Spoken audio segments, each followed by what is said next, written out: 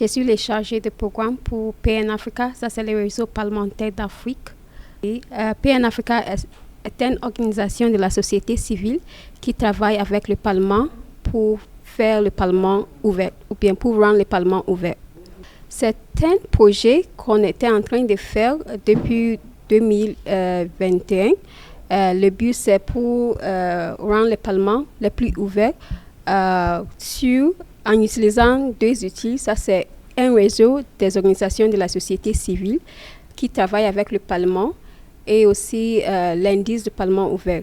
Pour l'indice du Parlement ouvert, nous pensons que quand on relève les défis, on peut travailler avec le Parlement pour mettre en place le plan d'action pour travailler ensemble et faire le Parlement le plus ouvert. Et le réseau, on pense qu'on peut partager nos connaissances entre pairs, afin qu'on peut aussi être plus ouvert ou bien apprendre chez nous-mêmes et aussi renforcer les capacités des membres. Oui. À la fin de cet atelier, le but c'est pour créer le réseau des organisations de la société civile qui travaillent avec le Parlement. Et après ça, je pense qu'on va présenter les rapports au Parlement et on va travailler avec le Parlement pour qu'il soit le plus ouvert. Oui. Je note d'abord que nous œuvrons pour, notamment pour la transparence ici au Sénégal depuis plusieurs années à travers différents mécanismes. Nous participons déjà au Comité national du partenariat pour le gouvernement ouvert, toujours dans ces soucis de promouvoir l'ouverture des institutions en charge de l'action publique. Et dans le cadre de ces nouveaux programmes qui visent particulièrement l'ouverture du Parlement, nous travaillons avec notre partenaire PN Afrique pour mobiliser la société civile et les médias à se constituer un réseau de suivi de l'ouverture du Parlement au Sénégal. Et le point de départ, c'est cet atelier pour expliquer l'initiative et donner cet espace de mise ensemble de la société civile et des médias pour discuter de l'intérêt et nous espérons qu'à la fin, les réseaux soient effectifs.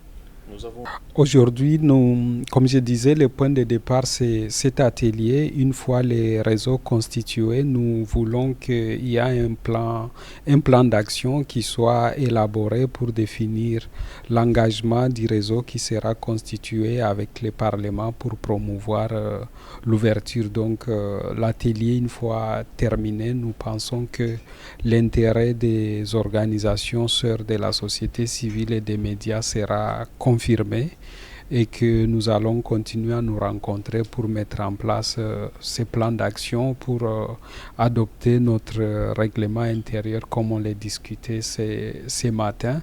Et une fois ces plans d'action adoptés, confirmés, continuer à travailler avec notre partenaire PN Afrique pour l'opérationnaliser tout en œuvrant pour notre autonomisation en tant que réseau.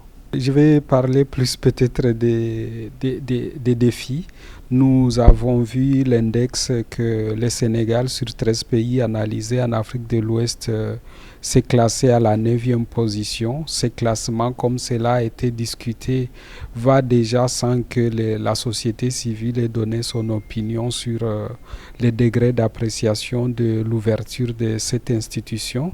Je dois avouer que c'est déjà un défi. Ça signifie tout simplement, ça signifie que les niveaux d'accès à l'information, de divulgation des données au niveau de l'institution n'est pas là où il doit être. C'est là et dans l'analyse, selon les chercheurs qui nous ont présenté les rapports, étaient reconnus par les membres du Parlement eux-mêmes. Ça, c'est un premier défi.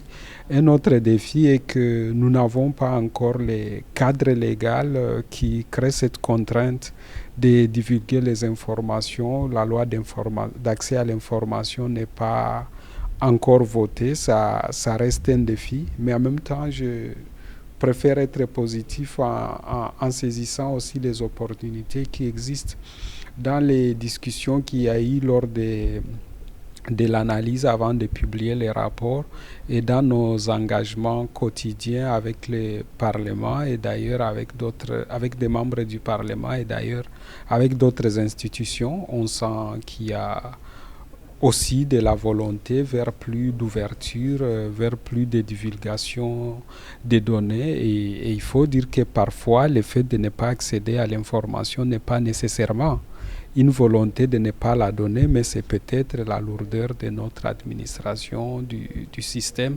Donc on va aussi toucher sur ces leviers, les journalistes qui s'engagent, la société civile qui s'engage pour travailler sur ces défis. Il y a des défis, il y a des opportunités. On va jouer sur ces leviers pour faire avancer l'agenda. On sait que ce n'est jamais un travail facile, mais en réseau, avec le plaidoyer, avec l'engagement constant et continu, nous pensons que nous pouvons faire bouger les lignes et que pour améliorer le classement de notre pays sur ces sujets-là.